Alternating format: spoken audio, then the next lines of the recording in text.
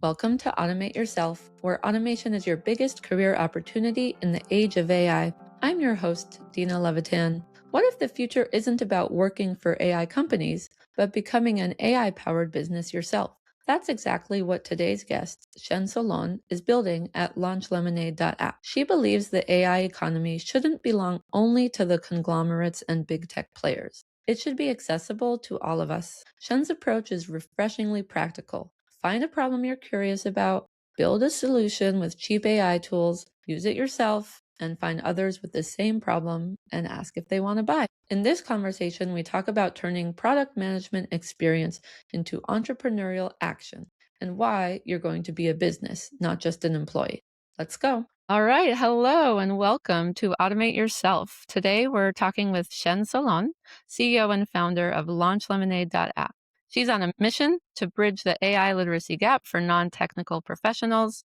And she's worked as a product leader at AI companies, as AI consultant, and as a mentor for dozens of startups at Techstars. Cien really gets something that a lot of people miss, that you don't need to necessarily be a coder in order to harness AI's power. Her approach really embodies our automate yourself out of a job philosophy. And she's really helping business leaders, entrepreneurs use AI to eliminate their busy work so they can focus on what actually moves the needle.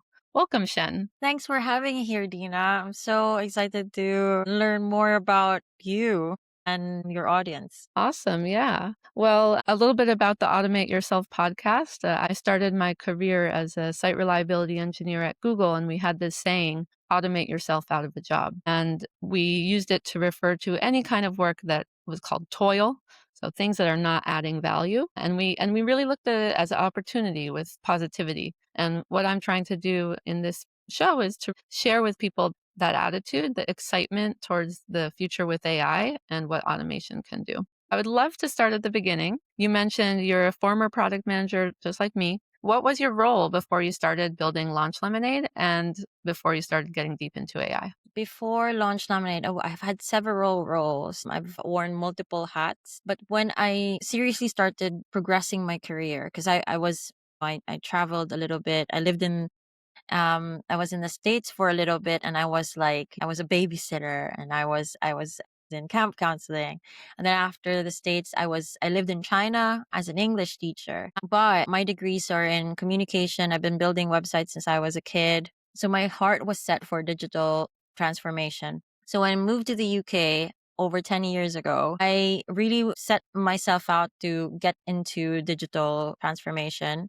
Initially, my route to entry was digital marketing. 2015, digital transformation was already a buzzword, but even more so outside of London. Like there were just like loads of companies, especially in financial services and banks, started building digital transformation team. And that was my entry to financial services and then eventually fintech. My roles there was a product owner, and I looked after delivering experiences for customers, whether that's a web app or mobile app.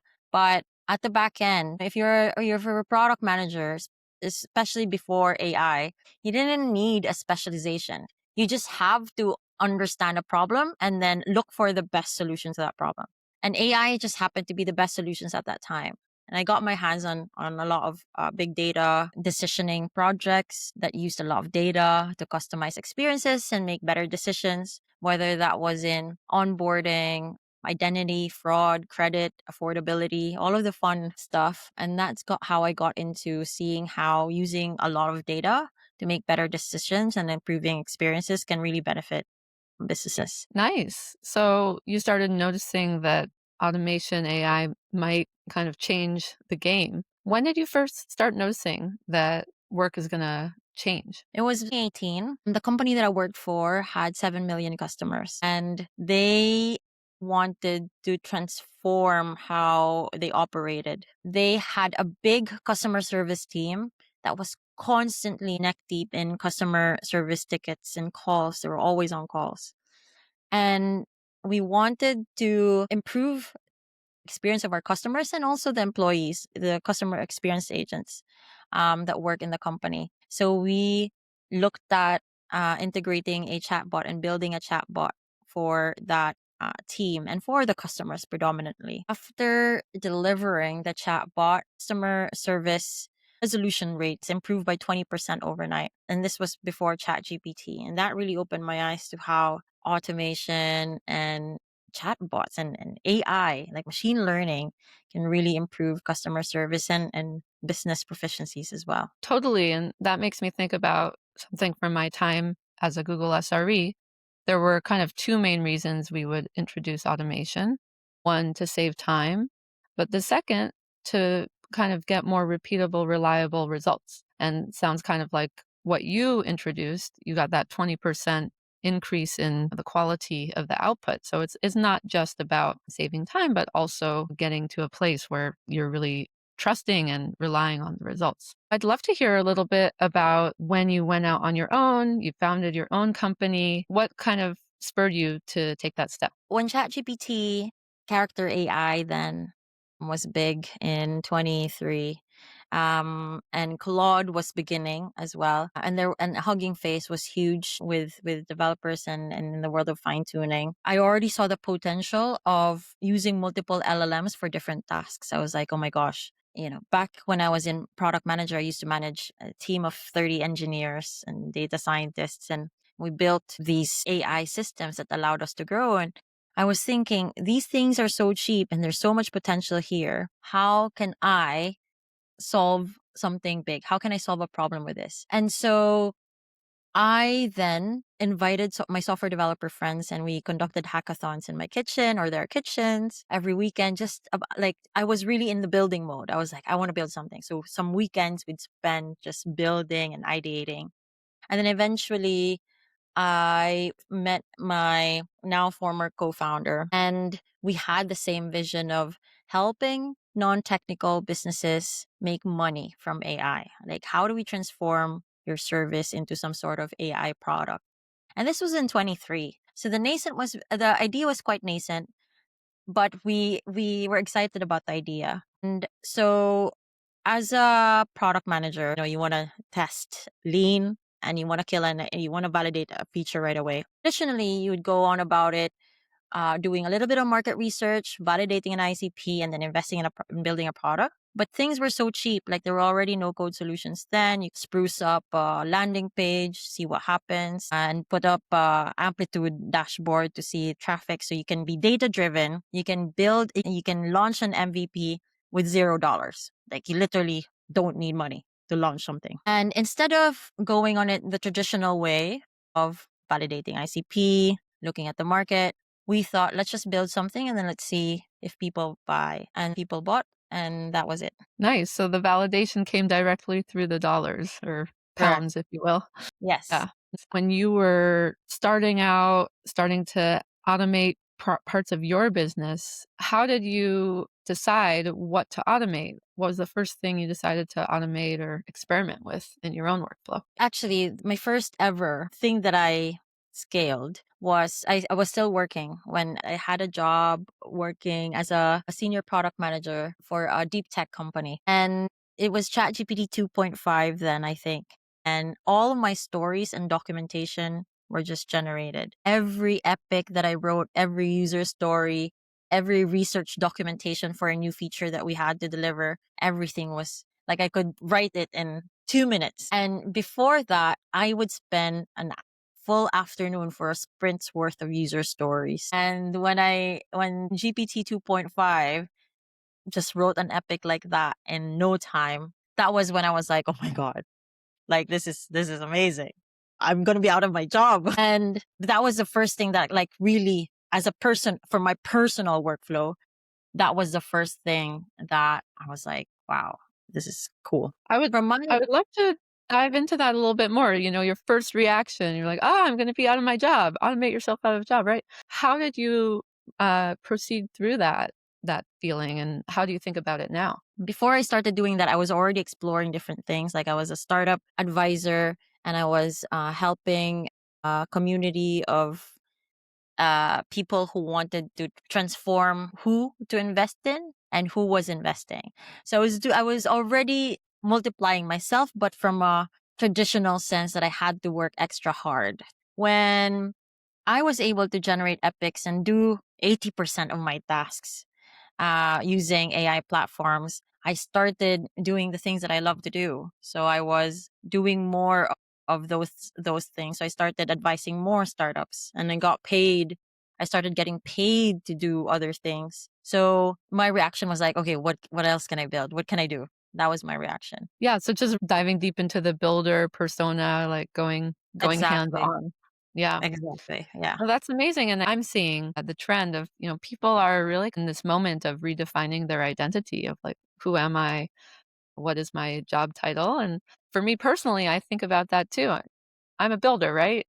Maybe I still have product manager hat, but primarily just love to build things. Exactly. Awesome. So, one of the examples that you shared when we spoke earlier was about how things can sometimes go wrong. And you had an example of automating your content and it was really prolific and then deciding to scale back. How do you decide, okay, this is maybe too much automation, I want to scale things back? How do you balance that? You need to have a really clear goal in mind. So when I started hyper automating, I called it hyper automation. That was when we launched. I was like, I have to distribute as much as I can. And the upside to that was from nowhere and with zero marketing spend, we reached thousands of people just by putting ourselves out there and automating a lot of our workflows. However, there were cons to that. Our brand wasn't very clear, our messaging wasn't very clear, there were mistakes, and there were a lot of mistakes. And so there was an initial re-strategy where we removed pretty much all of the automation apart from, let's say, the customer service chatbot on the website itself. Like we actually introduced live chat within the platform, because once you've identified where automation work and where it doesn't work, you can scale it down to just automating 80% of that and then inserting 20% of yourself in the workflow. And then now thinking about it, actually with us, it worked out because we wanted to distribute. Like it was just like distribution is the number one goal right now. However, what we could have done that might have been better is do it ourselves manually first and then work out on how to automate it so we know what good looks like, and then you scale that through automation. We kind of skip the let's understand what good is part of the automation process. Like you need a repeatable workflow that works in order to scale it, right? We were like, let's experiment and let's just push, which worked out for us as a bootstrap company because we wanted to make money fast. But there is also a better way, which is you could do things manually first, figure out what is good, and then scale that. Totally. And I talk about this a lot with respect to the concept of a playbook or a run book, right? Or standard operating procedure. Even if you don't even know what steps you're trying to emulate and what outcome you're trying to drive, you're just going to do more of the thing that maybe isn't going to help your end goal. And so I Exactly. think that what you're talking about, understanding the process really deeply and then adding the layers of automation, makes a lot of sense to me. Let's talk a little bit about what you see as obstacles towards automation. Okay. Trust, price, and managing the risks. Yes. So I Okay. was hoping you could share a little bit about your philosophy around those 3 obstacles to AI adoption. When, especially in the market that I've been speaking with, which are non technical small to medium sized businesses, and especially in the last, let's say, half a decade, we have been more aware of bad activities in relation to either data privacy or security. And because the technology is quite unknown, I mean, it's known, like they are aware, there is awareness, but there's a lot of unknowns from a technical perspective and how data is being managed. There's a lot of trust issues as to how data is processed within these systems. And it's not just data processing. It could be output, quality of output, trust that the AI will produce quality output for them. There's a trust barrier between the user and the technology because of the unknowns. Nice. The Relation second one is price. In relation to that, there's also a misconception of the price to use AI, especially again, if it's not aligned to a goal. So if you're a small business and you're growing, usually you'd spend a lot of money to hire someone.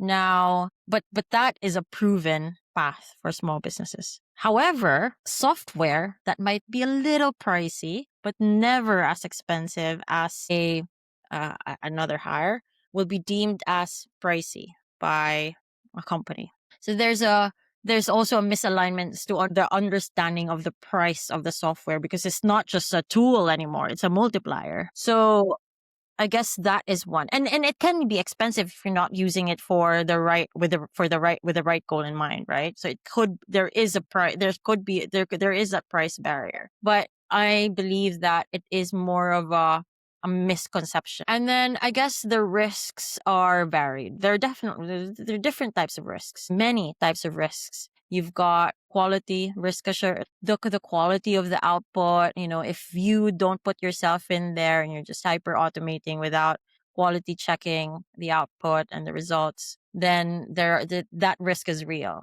That your brand is gonna or the systems are gonna deprecate. There's also the risk of not just producing bad quality content, discriminating content, or content that is not aligned in your values if you don't put yourself in it. Uh these are the barriers that I think is slowing some adoption down. And we've heard about the horror stories, for example, an MCP server leaking data or, different types of security risks and attacks that have happened. Share a little bit more about what you're seeing in the landscape of people are trying to start automating and maybe they get surprised by a risk that they weren't aware of. The data leaks is one. I feel like there are two types of people, and there's levels of awareness, and there's good and bad awareness. The awareness that problem exists so you can mitigate that risk, but there's awareness where you're like, oh my God, I'll never use this thing because it's too risky. So those are the different levels of awareness that I'm seeing. There's also prompt injections, right? That is also a problem in the world of AI. And I've been seeing attempts. And there are mitigation steps that you can take and software that you can integrate to s- help stop these attacks.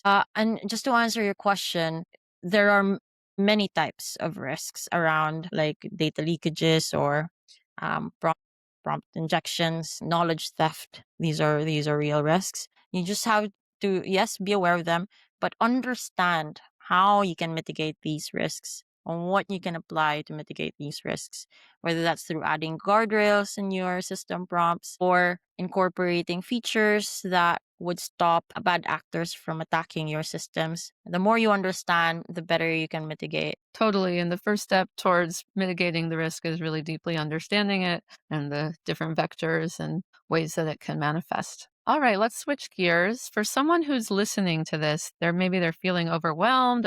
Oh, security, I have to think about all these things. They know there's lots of opportunity to automate. Maybe they just don't know where to start. What would you advise? Define that goal. What do you want to achieve? Do you want to make money? And how do you want to make money? What problem are you going to solve? Is it your problem? Is it a business's problem? What is it that you really are curious about, that you're like, okay, I'm gonna really look into this because I think I can solve a problem here and I can make money. So the steps that I usually take, and this is my advice to anyone who asks me, how do I start making money with AI, is find something that you're curious about or a problem that you really want to solve, whether it's in your day job, like a pesky task that is like, oh, I hate this task. How can I automate it? And then once you build it, for example, if you found that thing that you wanna build a solution for, use it yourself. If you like it well enough, find other people with the same problem. Go on TikTok or LinkedIn and say, I had this problem. This is how I'm solving it. Do you want to buy? Nice. And starting with the problem first, that really opens up a lot of apertures. If the specific solution that you came up with isn't good enough, you can go back to the drawing board, iterate, and try to find a way to add value. Exactly. Amazing. What are you building, Shen, in Launch Lemonade that people should know about that they may not know yet? We see a feature where people can participate in an AI economy. Right now, people might think that the conglomerates, or like the big guys, will end up being the next Google search or providing all the solutions, but and doing all the work. But what about the rest of us? I see a future where people can monetize and launch AI agents that can build businesses for a lot of us. And we're building that platform where anyone can launch an agent business, an agentic business that'll monetize for them. So that is what we've been building. Yeah, so really allowing people to take that first step into the AI economy and start to find Exactly. a way to monetize their experience and skill set. Absolutely. You are going to be a business. You're not going to be an employee. You're going to be a business and you're going to need AI employees that'll make money for you. Amazing. Well, is there anything else you'd like to share before we sign off? Yeah, subscribe to our newsletter. It's a free one. It'll always be free. It's called LaunchLemonade.substack.com or on Substack. And try our platform out. It's LaunchLemonade.app. Thank you so much for your time, Shen. Really enjoyed having you and look forward to following your future adventures on Substack and beyond. Same here, Dina. Thank you for having me again. What started in Shen's kitchen with weekend hackathons has become a movement to democratize the AI economy. She's not just building a platform, she's proving that product managers, marketers, and non technical professionals can become AI powered entrepreneurs with the right mindset and tools. Her approach strips away the complexity. Find your problem, build your solution, use it yourself, and then ask others if they want to buy. No massive funding required, no technical degree necessary, just curiosity and willingness to experiment. Shen is showing us exactly how to seize the opportunity by becoming businesses instead of just employees. Connect with her at LaunchLemonade.app, subscribe to her newsletter at LaunchLemonade.substack.com, or find her sharing insights on LinkedIn and TikTok. I'm Dina Levitan, and thanks for listening to Automate Yourself.